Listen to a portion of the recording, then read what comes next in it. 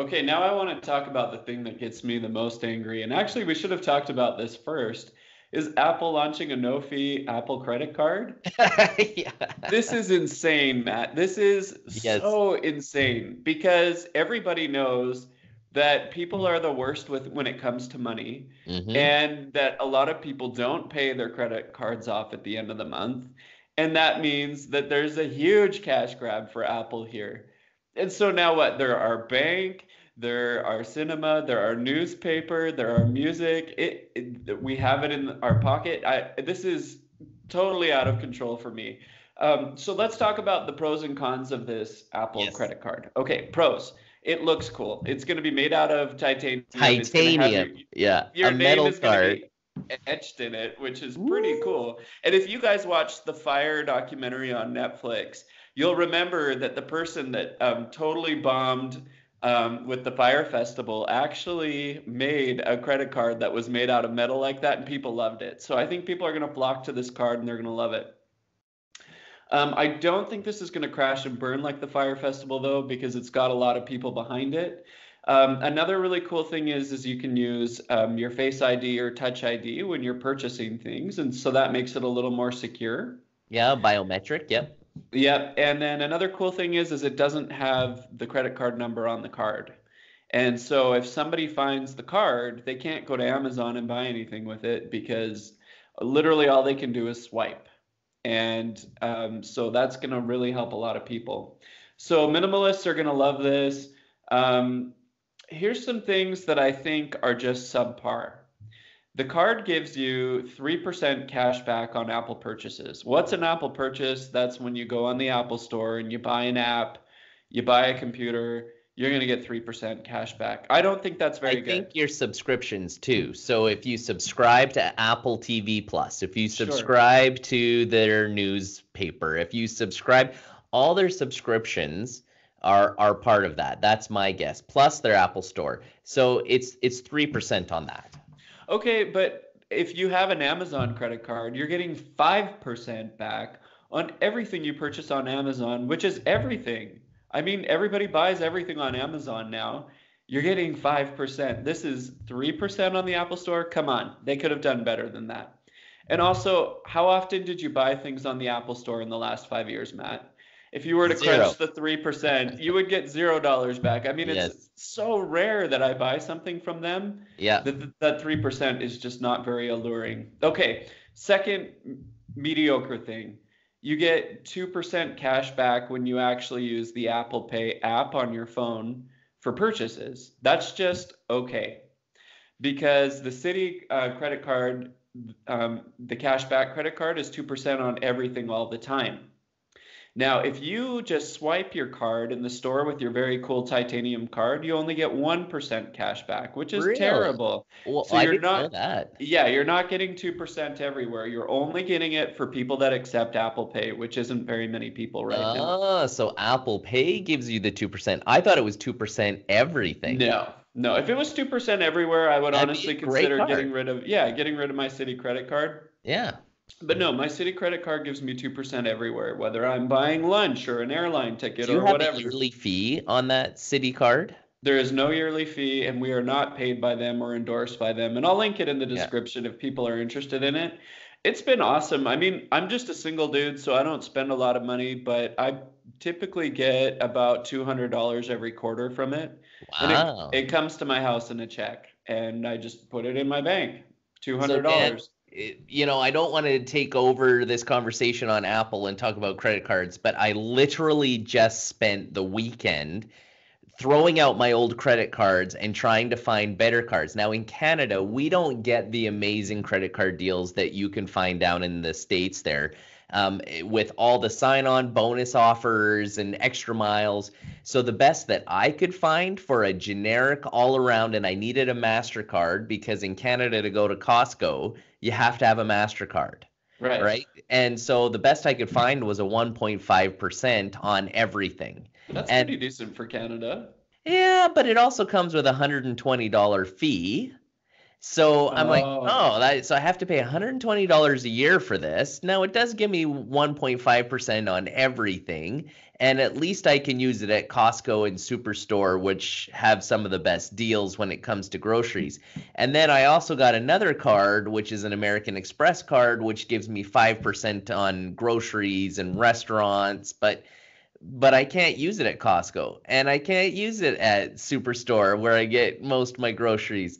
Well, here's the thing So about American Express is a year or two ago you could have used it at Costco, but you can't anymore. So you can't anymore. you can't totally rely on Costco because they're going to switch it up on you. The other gotcha that American Express has is if you read the fine print, they will give you 5% up to a certain dollar value. Yes, And so different cards have that. it's Yes. not unlimited. And if you think about it, yeah, like you do spend money on gas, and it's great that you're getting 5% on gas. But with all of my cards that I've had in the past, getting 2% back on everything has gotten me a lot more money and bigger checks in the mail every quarter than trying to frantically spend gas with one card and trying to frantically spend on restaurants with another card. It's just so much easier to just have everything 2%. So I think Apple is great for doing that, but the gotcha is it's only 1% if you're swiping your card, which most people take. Now, what I didn't understand was their cashback concept. They call it daily cash.